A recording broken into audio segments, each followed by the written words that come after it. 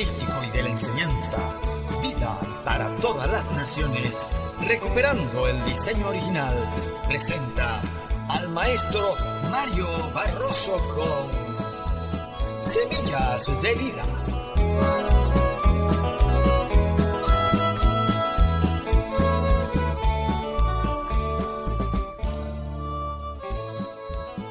Saludos y bendiciones a los amantes de la palabra de Dios. Continuamos con el estudio del libro de Apocalipsis y hoy estaremos entregando la enseñanza número 76.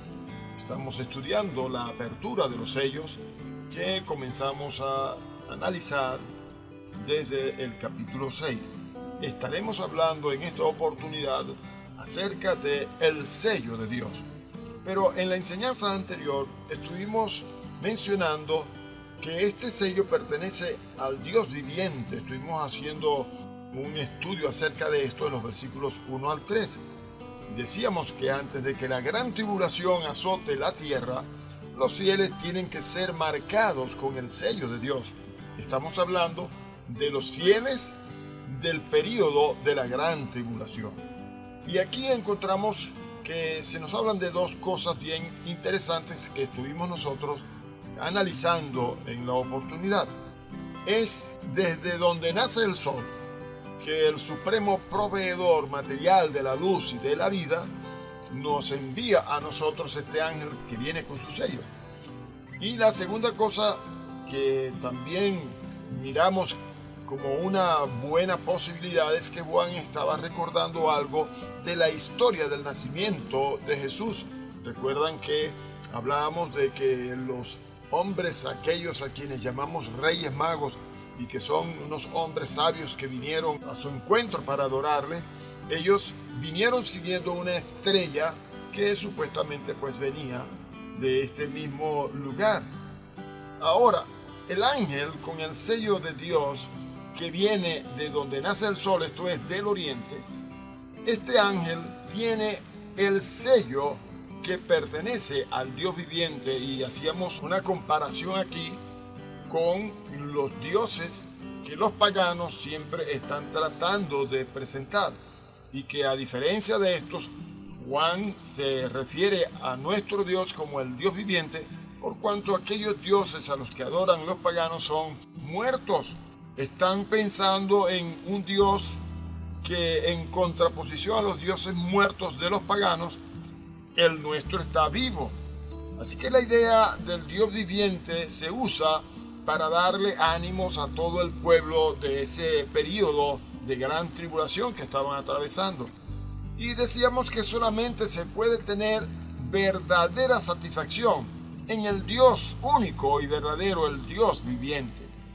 Por eso es que los autores de la Biblia, autores bíblicos, hacen hincapié en el privilegio de conocer y pertenecer al Dios viviente. En la idea del Dios viviente se dan al mismo tiempo una promesa y una amenaza. La promesa para aquellos que son fieles y la amenaza para los que se oponen a Dios. Bueno, vamos a continuar entonces en esta oportunidad hablando de otro título que encontramos en este pasaje, y es el sello de Dios. Vamos a dedicarnos a hablar del sello de Dios. Pero vamos a leer nuevamente en Apocalipsis, en el capítulo 7, los versículos 4 al 8. Y oí el número de los sellados, 144,000 sellados de todas las tribus de los hijos de Israel. De la tribu de Judá, 12,000 sellados, de la tribu de Rubén, 12,000 sellados, de la tribu de Gad, 12,000 sellados, de la tribu de Aser, 12,000 sellados, de la tribu de Neftalí, 12,000 sellados, de la tribu de Manasés, 12,000 sellados, de la tribu de Simeón, 12,000 sellados, de la tribu de Leví, 12,000 sellados, de la tribu de Isaacar, 12,000 sellados, de la tribu de Zabulón, 12,000 sellados, de la tribu de José, 12,000 sellados, de la tribu de Benjamín, 12,000 sellados. Y quiero resaltar aquí algo de lo cual vamos a estar hablando un poco más adelante, y es que se hace mención a la tribu de José. Ya ustedes verán el por qué resalto aquí esta tribu. Bueno, continuamos entonces, y como veíamos en el versículo anterior, el versículo 3, diciendo: no hagáis daño a la tierra, ni al mar, ni a los árboles, hasta que hayamos sellado en sus frentes a los siervos de nuestro Dios. Así que este ángel que tiene el sello de Dios, al cual ve Juan, lleva el sello del Dios vivo, con el cual marcará a los siervos de Dios. Ahora, no me pregunte qué forma, qué figura tenía este sello. La Biblia no nos entra en detalle. Pudiéramos hacer algunas comparaciones, permítame ir un poquito más adelante para explicárselo. Pero aquí se trata, según parece, de un sello negativo que al ser aplicado deja marcada una imagen. En la antigüedad era frecuente llevar piedras entalladas con las cuales se marcaban los objetos y las cartas, entre otros. Y esta marca servía como firma. El objeto o la persona sellados, es decir, marcados con el sello, indicaban con esto que pertenecían al dueño del sello. Los esclavos y las personas pertenecientes al culto de los templos eran sellados frecuentemente a fuego, o sea, un sello candente, para significar de una manera indeleble su procedencia y su propietario. Y esto lo vemos en el versículo 3 ya leído. Una vez hecho esto, ya podrán cumplir su oficio justiciero. El signo sobre la frente indica la protección divina y la pertenencia a Dios y al Cordero. Y esto lo podemos ver también en los pasajes de Apocalipsis, capítulo 9, versículo 4, capítulo 14, versículo 1, capítulo 22, versículo 4. Voy a leerlos. Dicen: y se les mandó que no dañasen a la hierba de la tierra, ni a cosa verde alguna, ni a ningún árbol, sino solamente a los hombres que no tuviesen el sello de Dios en sus frentes. Así que este es un juicio, es una advertencia para los pecadores, para los malvados. Seguimos leyendo en el capítulo 14 y versículo 1. Después miré, y aquí el Cordero estaba en pie sobre el monte de Sión, y con él 144,000 que tenían el nombre de él y el de su padre escrito en la frente. Y en el capítulo 22, verso 4 dice: y verán su rostro y su nombre estará en su frente.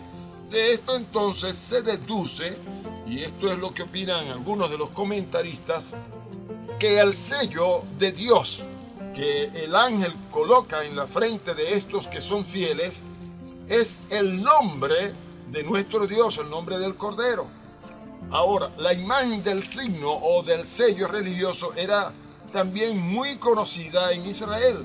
En el Éxodo capítulo 5 se narra que la noche que se había de ejecutar la 10ª plaga, mandó Dios un ángel para que con la sangre del Cordero Pascual señalase las casas de los hebreos.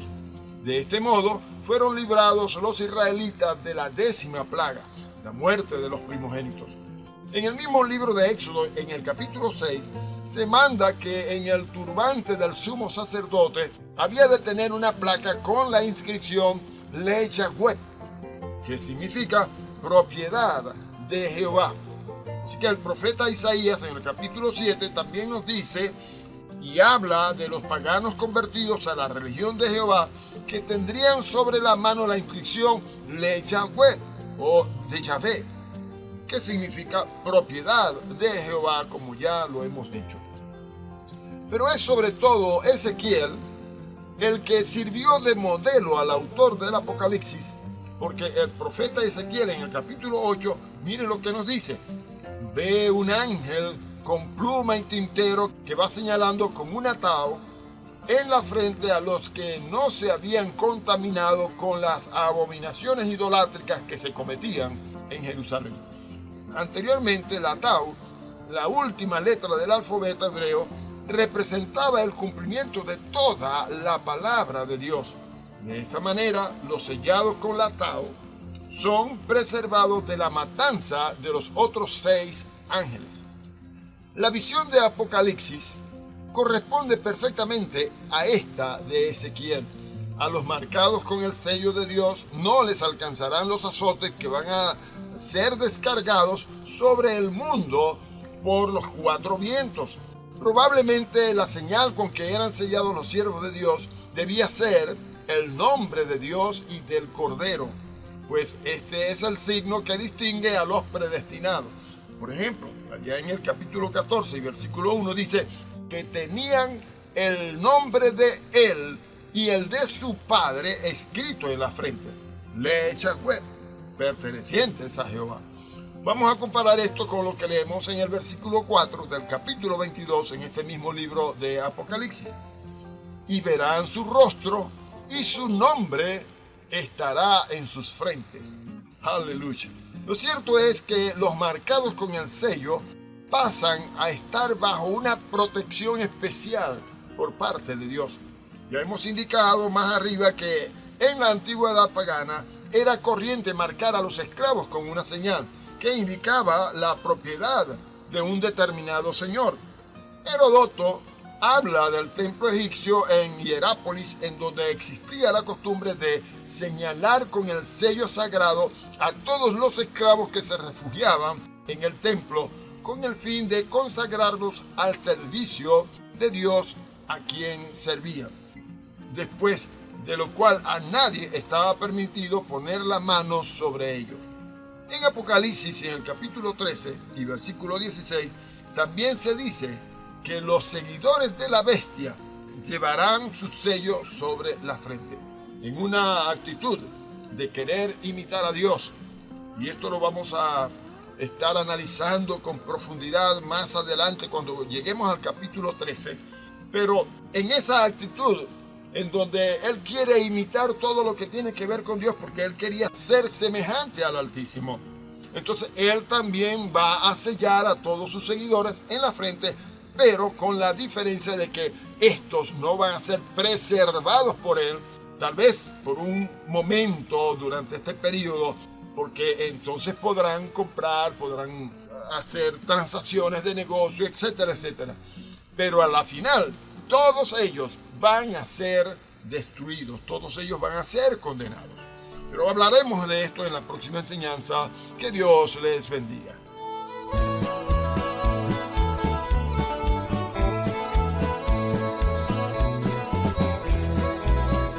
Esta serie continuará.